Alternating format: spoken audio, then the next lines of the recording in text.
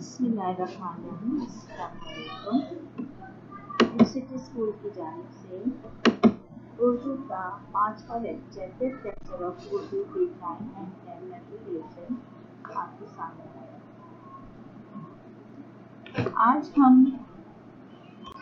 हिस्सा नज़म में से नात का हमने पढ़ाने हैं। इसके शायर अमीर मिनाई हैं।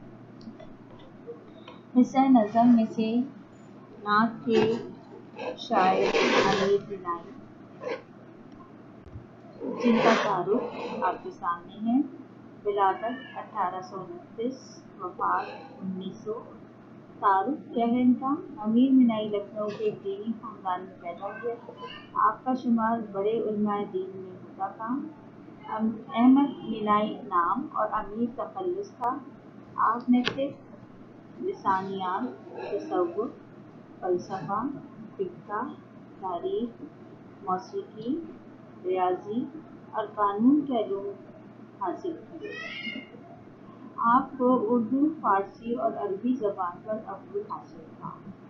आपने हम्द, नात, मसनवी, कसीदे और गज़ल में इज़हार ख़याल किया, मगर बजाय शोहरत नातिया शायरी। शायर का मुख्तसर तारुफ आपके सामने है, जो कि मैंने ऑनलाइन क्लास में भी आपको बता दिया था कि ये मुख्तसर तारुफ नोट कर लें और इसको आप लिख लें। ठीक है, शायर का मुख्तसर तारुफ आपने ये कॉपीज़ में लिखना है। नात में अमीर मिनाई जब मैं आपको पढ़ा रही थी तो मैंने डिटेल से आपको शायर का तारुफ बता दिया था कि अमीर मिनाई का ताल्लुक़ कहाँ से है, कौन से ख़ानदान से, किन किताबों में, किन उलूम में इन्होंने अबूर हासिल किया है, कौन सी ज़बानें इनके अबूर हासिल था इनको, वजह शोहरत क्या थी, कलाम की खसूसियात क्या थी कि कलाम में जो सकम मुश्किल से ही मिलता है। सकम का मतलब होता है कि एक अपनाइयत, एक तसव्वुफ जो कि बहुत कम शायरों के अंदर होता है। अमीर मिनाई के कलाम में ये ख़ास खूबी थी, एक ख़ास खसूसियत थी कि ज़बान पर उनको मुकम्मल अबूर हासिल था और बहुत पुख्तगी के साथ नाज़रीन फरमाते थे। अमीर मिनाई जो इनकी किताबों बहुत सी किताबों के मुसन्निफ़ थे, लेकिन मौजूदा तसानीफ़ में 2 आशिकाना दीवान मराक़िल ग़ैब और सनम खाना और एक नातिया दीवान महमाद ख़ातमुन नबीय्यीन है। इसके अलावा 2 मसनवियाँ हैं, नूर तजल्ली और अब्र करम। आपका सबसे बड़ा कारनामा अमीरुल लुगात है, जिसकी 2 जिल्दें अलिफ ममदूद और अलिफ मकसूरा ये भी आप ही ने तैयार की थी और उसके बाद आपका इंतकाल हो गया था। सबक के मौजूदा काम करने से पहले आपको बताया जा चुका है ऑनलाइन क्लास में कि आपको क्या क्या करना है। नात की बुलंदख्वानी और नात के एक्सप्लेनेशन हमारी क्लास में 2 क्लासेस में हो चुकी हैं। पहली क्लास में बच्चे कम थे तो हमने कम थे तो हम जब भी बताया था, और दूसरी क्लास में हम अच्छी तादाद थी तो मैंने जब भी बताया था। उम्मीद है कि नात को अशार तमाम के तमाम आपको समझ में आ गए होंगे। नात की तशरीहात हम लोग इंशाअल्लाह करेंगे। पहले आप लोगों ने सवाल जवाब कर लिए होंगे जो मैंने बताए थे, अलिफ से लेकर दाल तक के। अशार की तशरीह जो आपको करनी है वो शेर नंबर 1, शेर नंबर 3 और शेर नंबर 5, इन अशार की आपने तशरीह करनी है। तमाम शेरों की तशरीह नहीं करनी, आप नोट कर लें। शेर नंबर 1, शेर नंबर 3 और शेर नंबर 5 की तशरीह करनी है। शेर नंबर 1 जो आपके सामने है वो है खल्क़ के सरवर शाफ़ाए महशर सल्लल्लाहु अलैहि वसल्लम, मुरसले दावर खास पैगंबर सल्लल्लाहु अलैहि वसल्लम। मंदरजा वाला शेर में शायर कहते हैं कि पूरी दुनिया के लोगों के सरदार आप सल्लल्लाहु अलैहि वसल्लम की ज़ात मुबारक है, जो कि तमाम इंसानों से अफजल और बढ़कर है। قیامت کے روز اللہ تعالیٰ کی رضا سے اللہ تعالیٰ کے حضور آپ صلی اللہ علیہ وسلم اپنی امت کی سفارش کریں گے، اور آپ صلی اللہ علیہ وسلم ہمیشہ انصاف کرنے والے تھے، اور قیامت کے دن بھی آپ صلی اللہ علیہ وسلم اپنی امت کے ساتھ انصاف ہی کریں گے اور ان کو انصاف ملیں گے۔ آپ صلی اللہ علیہ وسلم کا رتبہ تمام انبیاء کرام میں سب سے اعلیٰ اور ارفع ہے۔ ٹھیک ہے، شعر نمبر 3 ہے بحر سخاوت کانۂ مروت، آیا رحمت شافع امت، مالک جنت قاسم کوثر صلی اللہ علیہ وسلم۔ درج بالا شعروں میں جتنے بھی مشکل الفاظ ہیں ان سب کے میننگ میں آپ کو آن لائن کلاس میں بتا چکی ہوں، اور اس کے علاوہ جو آپ کو اگر میننگ کی ضرورت ہے تو آپ جب درسی کتاب کی ویب سائٹ پہ کھولیں گے تو آپ کو تمام میننگ آپ کے سامنے ہوں گے۔ مندرجہ ذیل شعر میں امیر مینائی رسول صلی اللہ علیہ وسلم کی سیرت و کردار کو بیان کرتے ہوئے فرماتے ہیں کہ آپ صلی اللہ علیہ وسلم نے ہمیشہ سخاوت، فیاضی اور مروت دکھائی۔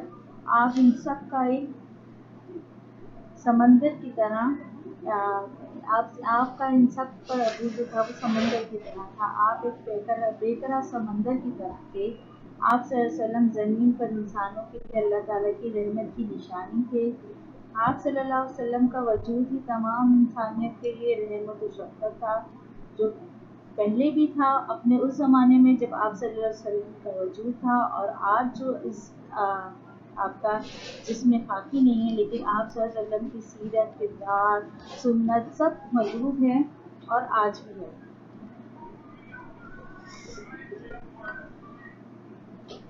آپ صلی اللہ علیہ وسلم جنت کے اصل حقدار اور مالک ہیں۔ روز حشر جب تمام انسانوں کو اپنی اپنی فکر ہوگی تو آپ صلی اللہ علیہ وسلم اپنی امت کی شفاعت کریں گے اور انہیں حوض کوثر کا پانی پلائیں گے۔ شعر نمبر 5 مہر سے مملو ریشہ ریشہ، نعت امید اب اپنا ہے پیشہ، ورد ہمیشہ دل بر شپر صلی اللہ علیہ وسلم۔ درج والا شعر میں شاعر اپنا تخلص استعمال کرتے ہوئے فرماتے ہیں اور آپ صلی اللہ علیہ وسلم کی تعریف و توصیف بیان کرتے ہوئے کہتے ہیں کہ آپ صلی اللہ علیہ وسلم کی ذات مبارکہ تمام انسانوں خصوصاً مسلمانوں کے لیے سراپا رحمت و شفقت تھی۔ آپ صلی اللہ علیہ وسلم کی رگ رگ انسانیت اور مسلمانوں کی خیر خواہی، محبت اور شفقت سے لبریز تھی۔ آپ صلی اللہ علیہ وسلم کا عمل و کردار اس بات کا مظہر تھا کہ آپ شاعر جو ہے وہ رسول صلی اللہ علیہ وسلم کے عقیدے اور محبت کے جذبے سے سرشار ہو کر کہتا ہے کہ میں کیوں نہ آپ صلی اللہ علیہ وسلم کی نعت کہنے کو اپنا پیشہ بنا لوں، شاید اسی بہانے میری مغفرت ہو جائے اور میرا دل جو ہے آپ صلی اللہ علیہ وسلم کو درود و سلام بھیجتا رہے۔ یہ تینوں شعر کی تشریحاں آج کے بعد جو بھی نوٹس اویلیبل ہیں آپ ان کی سے بھی تشریحات کر سکتے ہیں۔ ٹھیک ہے، آپ کو یہاں تک یہ بات سمجھ میں آ گئی کہ کون سے اشعار کی تشریح کرنی ہے؟ شعر نمبر 1، شعر نمبر 3 اور شعر نمبر 5۔ مرکزی خیال، اشعار کی تشریح کے بعد سب سے پہلے آپ نے نعت کا سر ورق بنایا، اس کے بعد آپ نے سوال جواب کیے، سب سے پہلے سر ورق بنایا آپ نے، اس کے بعد آپ نے شاعر کا تعارف لکھا، پھر سوال جواب کیے، پھر 3 شعروں کی تشریح کی، اور پھر آپ نے مرکزی خیال لکھنا ہے۔ مرکزی خیال آپ کے سامنے ہے۔ شاعر کا تعارف شروع میں درج ہے۔ مرکزی خیال کیا ہے؟ رسول مقبول صلی اللہ علیہ وسلم کی جامع انداز میں شاعری کے انداز میں تعریف کرنے کو نعت کہتے ہیں۔ اس نعت میں امیر مینائی نے آپ صلی اللہ علیہ وسلم کی تعریف و توصیف کے ساتھ ساتھ بڑے جامع اور بلیغ انداز میں آپ صلی اللہ علیہ وسلم کی سیرت اور کردار کا احاطہ کیا ہے۔ اس نعت میں شاعر آپ صلی اللہ علیہ وسلم سے عقیدت کا اظہار کر رہے ہیں، جو کہ آپ کی عقیدت کی مکمل عکاسی کرتی ہے۔ مشقی کام صفحہ نمبر 1، سوال و جواب تو آپ کے ہو چکے ہیں، الف کا دال تک مکمل ہو چکا ہے۔ اس کے علاوہ صفحہ نمبر 125 पर जब आएंगे तो सवाल नंबर 4 आपके सामने होगा, जिसके 3 हिस्से हैं, अलिफ, बे और जी। हिस्सा अलिफ की तरफ हम आते हैं तो आपको 5 कवाफी नाम दर्ज करने हैं। कवाफी नाम क्या होते हैं? हम काफिया अल्फाजों को कवाफी नाम कहते हैं। अब ये जो आपके सामने 5 कवाफी नाम हैं, इनके वैसे तो कोई मीनिंग नहीं है, लेकिन चूंकि एक राइमिंग वर्ड्स कह लें, एक हम काफिया अल्फाज कह लें, तो ये शाम और नाम के पहले 5 कवाफी नाम आपके सामने हैं। आम, जाम, शाम, गाम, बाम, फाम, आम, लाम, ताम, दाम, काम, नाम। ये वाली एक्सरसाइज करनी है आपने। बे, अमीर बिनाई की नात में से कौन से हम काफिया इस्तेमाल हुए हैं वो आपने बताना है। मैशर, पैगंबर, सरवर, रहबर, औसल, बिस्तर, शफर। ये वो अल्फाज हैं जो हम काफिया अमीर बिनाई की नात में इस्तेमाल हुए हैं। फिर आ जाए जी। रदीफ और कौन से अल्फाज होते हैं? ऐसे अल्फाज जो नज़म में काफिये के बाद बार बार आते हों, उन्हें रदीफ कहते हैं।